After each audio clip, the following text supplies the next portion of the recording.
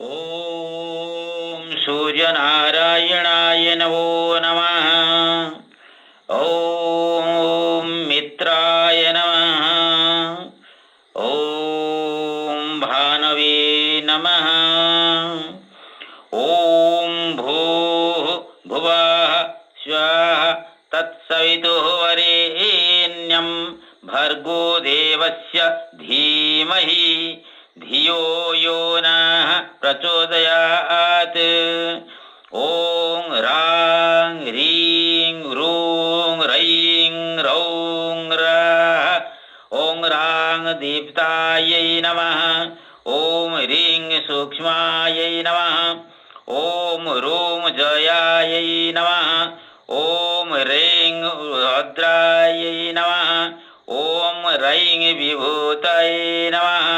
ಓಂ ರೌಂ ಭೀಮಲಾಯೈ ನಮಃ. ಓಂ ರೌಂ ಅಮೋಘಾಯೈ ನಮಃ. ಓಂ ರಾಂ ವಿದ್ಯುತಾಯೈ ನಮಃ. ಓಂ ರಃ ಸರ್ವತಮುಖೇ ನಮಃ. ಓಂ ಬ್ರಹ್ಮ ವಿಷ್ಣು ಶಿವ ಆತ್ಮಕಾಯ ಸೌರಾಯ ಯೋಗಪೀಠಾತ್ಮನೆ ನಮಃ. ಓಂ ಹಾಂ ಖಾಂ ಖಗೋಲಕಾಯ ನಮಃ. ಓಂ ವಿಶ್ವಾನಿ ದೇವ ಸವಿತಾ ದುರಿತಾನಿ ಪರಾಸುವ ಯತ್ ಭದ್ರಂ ತನ್ನ ಆಸುವ. ಓಂ ಯಸ್ಯ ಸೂರ್ಯಃ ಚಕ್ಷುಃ ಚಂದ್ರಮಾಃ ಚ ಪುನಃ ಸರ್ವಾಃ ಅಗ್ನೇಯ ಚಕ್ರಂ ಅಶಂ ತಸ್ಮೈ ಜ್ಯೇಷ್ಠಾಯ ಬ್ರಹ್ಮಣೇ ನಮಃ. ಓಂ ತತ್ ಇವ ಅಗ್ನಿಃ ತತ್ ಆದಿತ್ಯಃ ತತ್ ವಾಯುಃ ತದೋ ಚಂದ್ರಮಾಃ ತತ್ ಏವ ಶುಕ್ರಂ ತತ್ ಬ್ರಹ್ಮಾ ತ ಆಪಃ ಸ ಪ್ರಜಾಪತಿಃ. ಓಂ ವೇದಾಹಂ ಏತಂ ಪುರುಷಂ ಮಹಾಂತಂ ಆದಿತ್ಯವರ್ಣಂ ತಮಸಃ ಪರಸ್ತಾತ್ ತಂ ಏವ ಕವಿತಾ ಅಧಿಮೃತ್ಯುಯೇತಿ ನಾನ್ಯಃ ಪಂಥಾ ವಿದ್ಯತೆ ಅಯನಾಯ.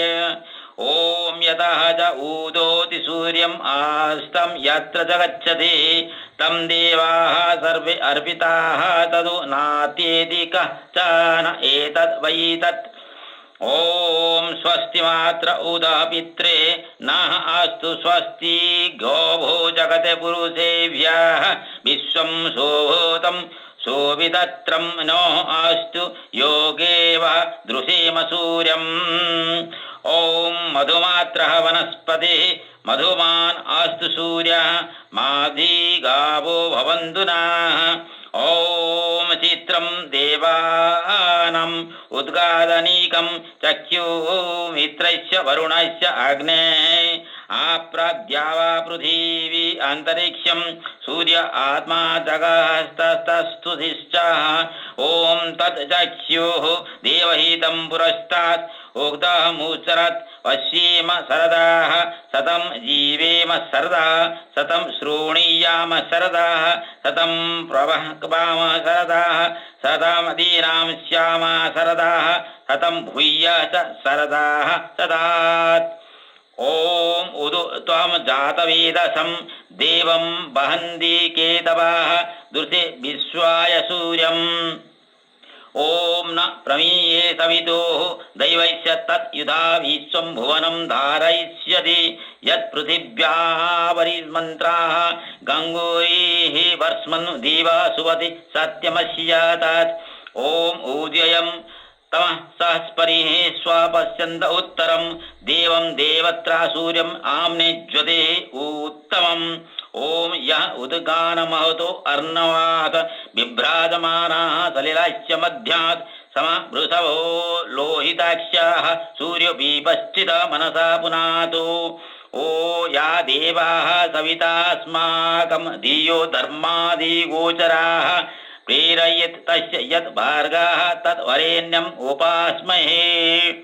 ಓಂ ಸಪ್ತ ಯುಂಜಂತಿ ರಥಂ ಏಕಚಕ್ರಂ ಏಕ ಅಶ್ವವಾದಿ ಸಪ್ತನಾಮಃ ತ್ರೀನಾಭಿ ಚಕ್ರಂ ಅದರಂ ಅನಾರಭಂ ಯತ್ರ ಏಮಾ ವಿಶ್ವಭುವನಾಧಿ ತಸ್ತು. ओम आदित्य वै ब्राह्मा प्राण उदयत् एष येनं चाख्युषं प्राण अनुगृहाण पृथिव्यायां देवता सैसा पुरुषस्य आपानम् अवसव अन्तरा रकाशः स समानो वायुव्यानाः तेजो हव उदानाः तस्मात् उपसन्त तेजाः पुनः भवन्ति इन्द्रियै मनसि सम्पद्यमानौ ओम एक एव वा महन् आत्मा देवता स सूर्य इति आख्येति स हि सर्वभूतात्मा तत् उक्तं परमार्थिना सूर्य आत्मा जगतः तत्सूचः यत् आदित्यगतं तेजाः जगत् भासयते अखिलं यत् चन्द्रम् अधि यच्च अग्नौ तत्तेजः विद्धि मामेकम् ओम आकृष्णेन रजसा वर्तमानः निवेशयन् अमृतं मर्त्यं च हिरण्येन सविता रथेन देवाः याति भुवनानि पश्यन्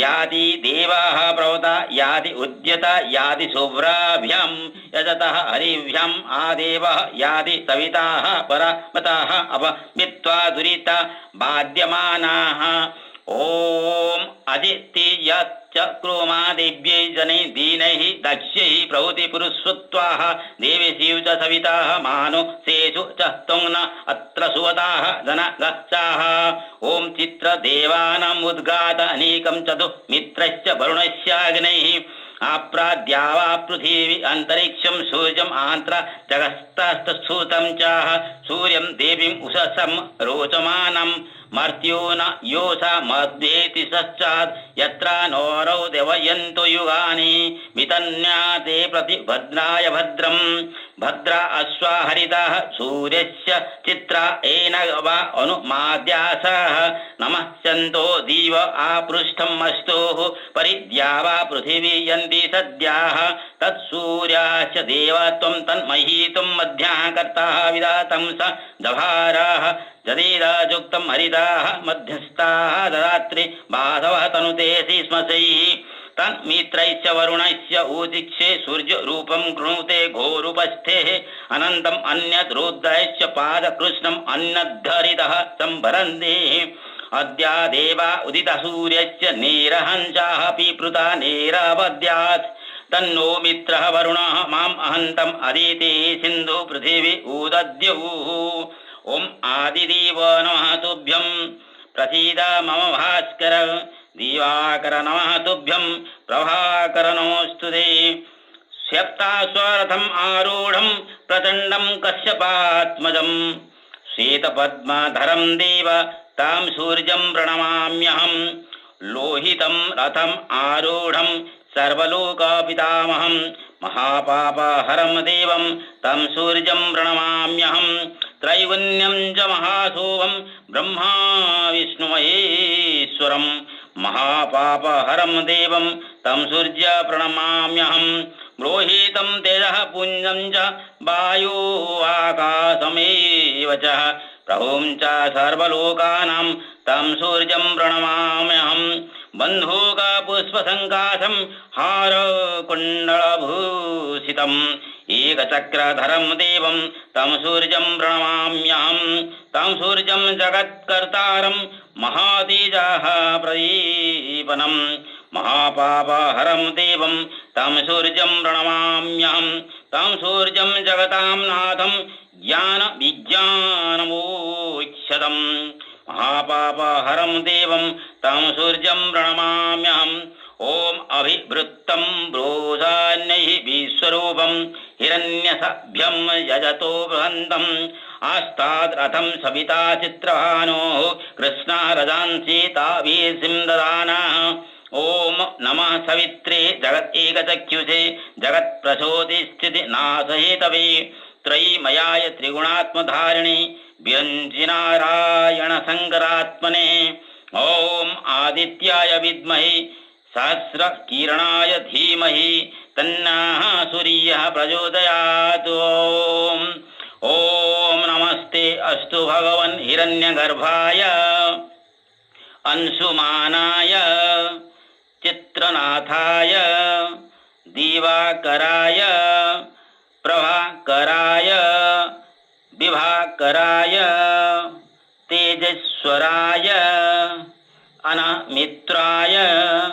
अहस्कराय विरोचनाय श्रीमन्सूर्यनारायणाय नमो नमः। ॐ रविनारायणाय नमो नमः। समस्तलोकाः सुखिनो भवन्तु। समस्तलोकाः सुखिनो भवन्तु। समस्तलोकाः सुखिनो भवन्तु। ॐ शान्तिः शान्तिः शान्तिः।